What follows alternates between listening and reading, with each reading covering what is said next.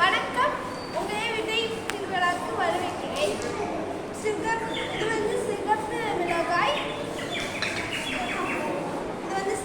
மிளகாய், தர்பூசணி, இது வந்து முள்ளங்கி, இது வந்து பூசணிக்காய், இது வந்து பாவைக்காய், இது வந்து வெள்ளரிக்காய், இது வந்து அவரைக்காய், பாப்பழம், இது வந்து கத்திரிக்காய். இது எல்லாமே நேச்சுரல்.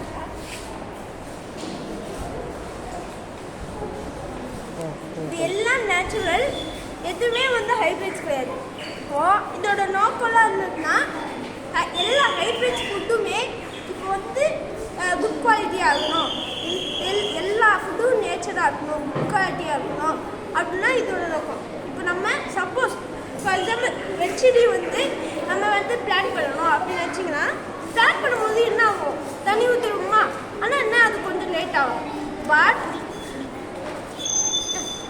பட் என்ன நடக்கும்னா அது நம்ம சாப்பிடும்போது சக்தி நிறையா வரும். இப்போ நம்ம எதிர்ப்பு சக்தி நிறையா வரும், நம்ம நோய்கிட்டெல்லாம் தடுக்கலாம். நம்ம ஹைப்ரிட்ஸில்